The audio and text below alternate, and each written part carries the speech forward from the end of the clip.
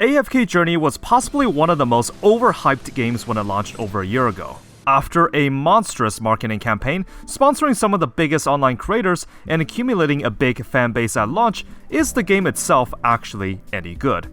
The auto-battler genre has always been a little iffy for me, considering that the main gameplay loop is just you going into a level and doing nothing.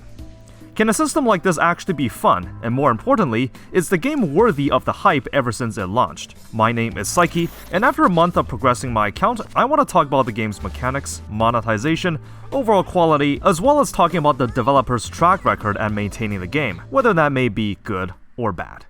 So, AFK Journey, where to begin? It's the sequel to AFK Arena, another entry in the franchise that takes place in the same universe. Developed by Farlight Studio and Lilith Games, they have a long history of creating these AFK-style games, and their experience really shows in Journey.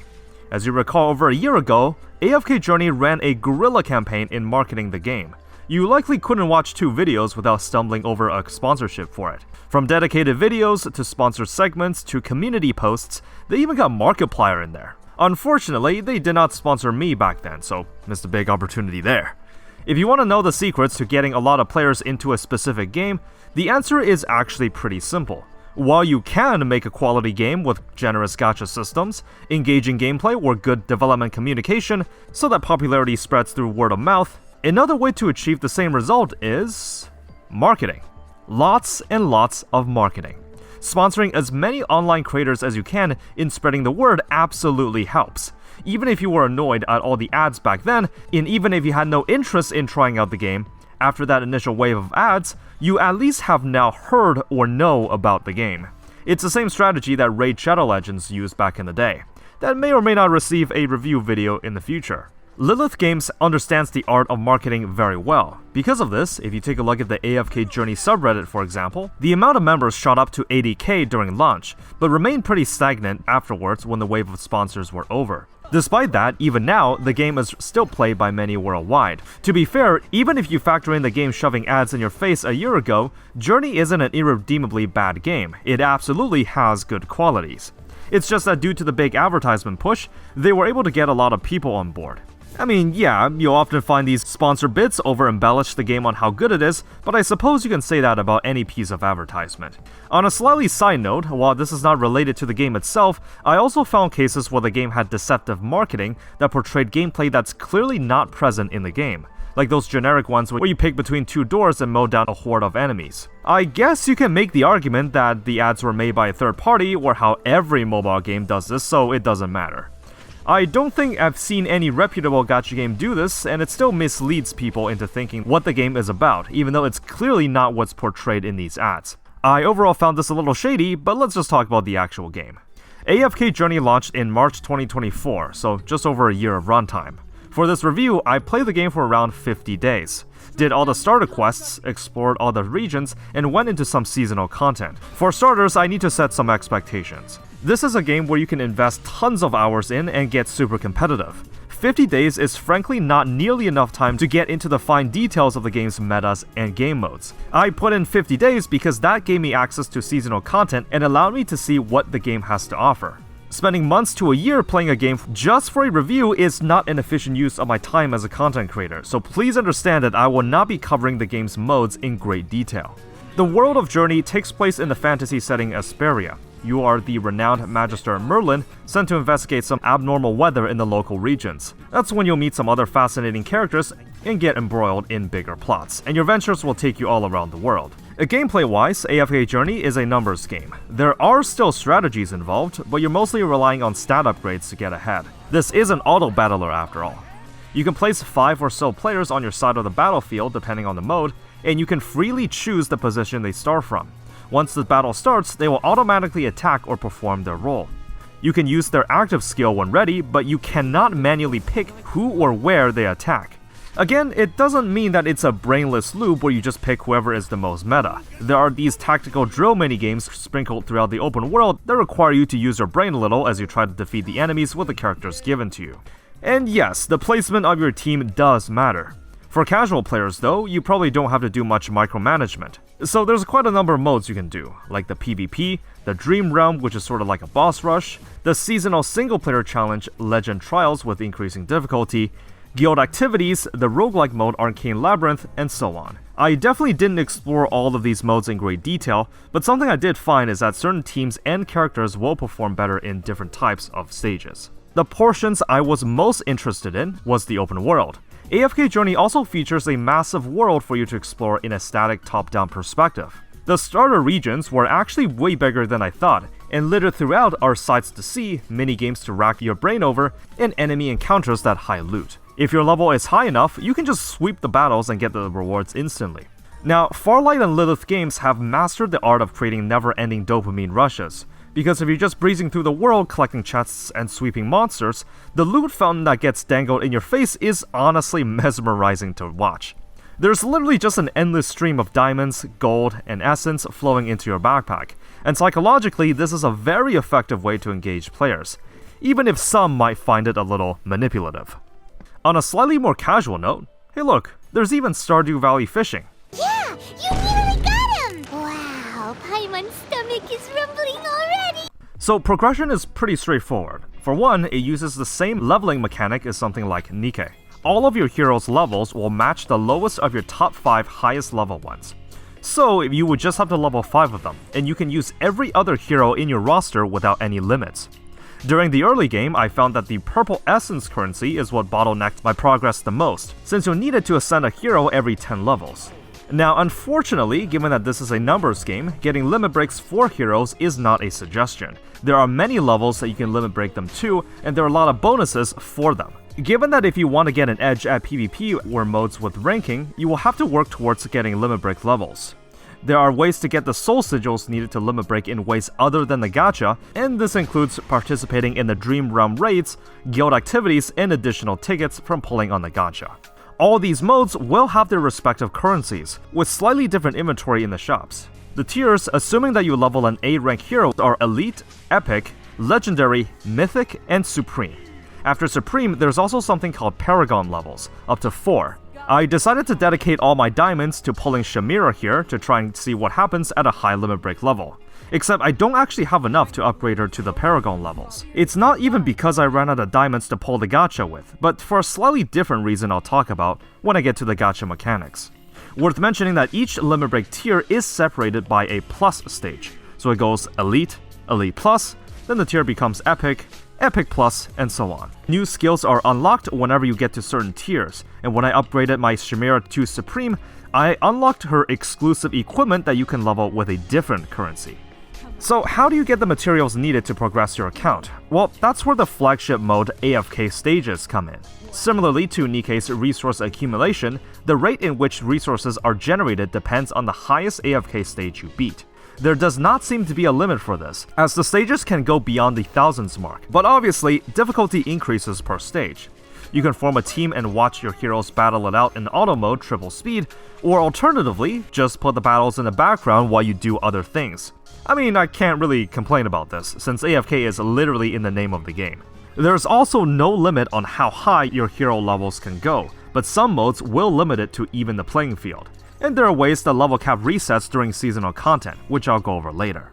There's also equipment that each class of heroes can equip. Luckily, the equipment is sorted by class and you don't need to equip them individually, so all characters belonging to a certain class will gain stat boosts from the equipment you equip for that class. There's quality of life to instantly level your top 5 heroes and auto swap for the best gear that you have. Every time it does this, numbers and green arrows indicate which stat is being increased. Psychologically, this is very effective at reinforcing that every bit of action you do will go towards making you stronger. Now, you might think, how can something like this possibly be fun?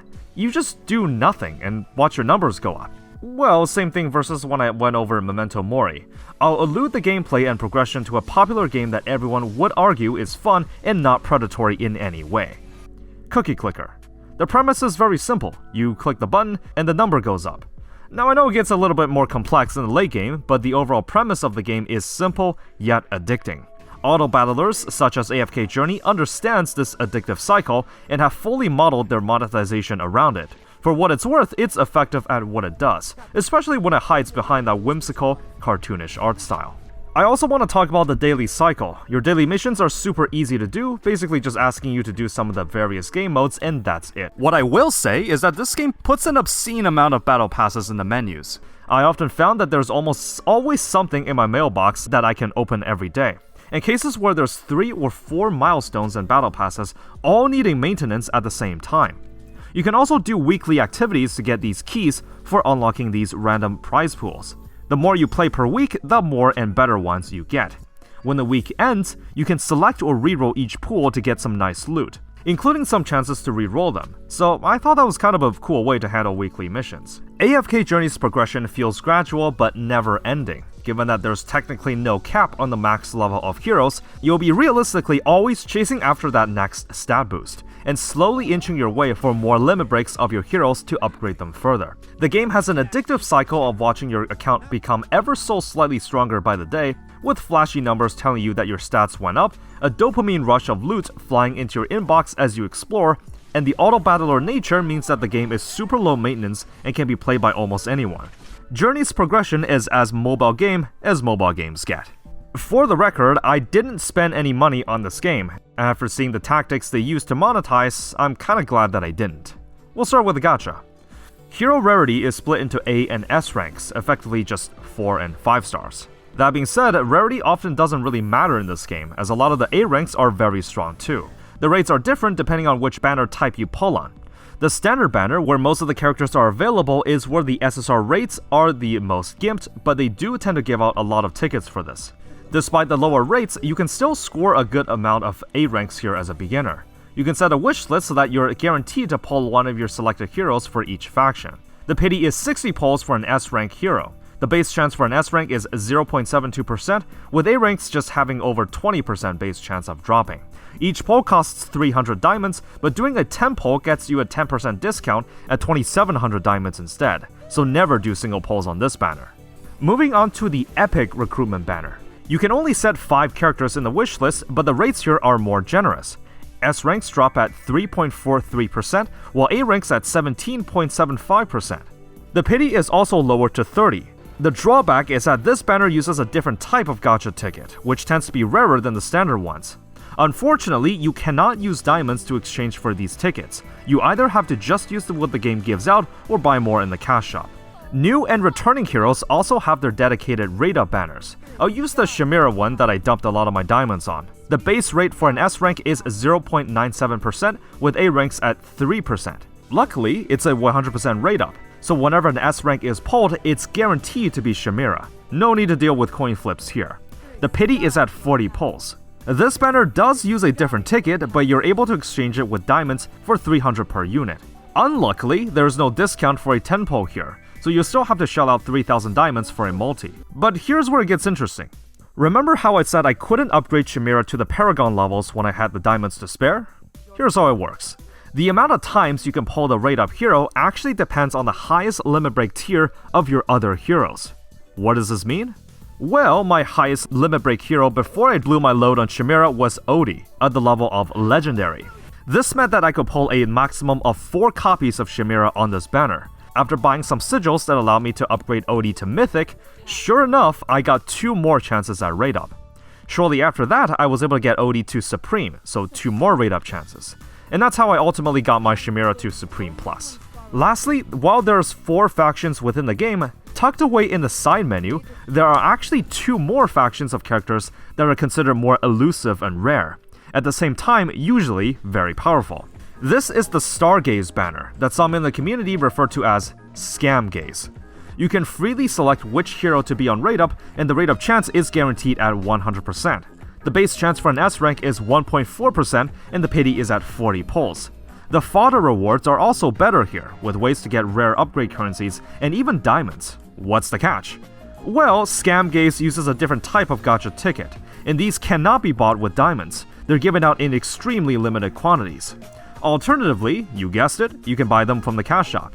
So I've never really been a fan of this hidden rarity tier in gacha games. It can make me feel that a 5-star is not actually the highest tier of characters I can pull, and that the most powerful and cool looking ones are gated behind a more premium currency.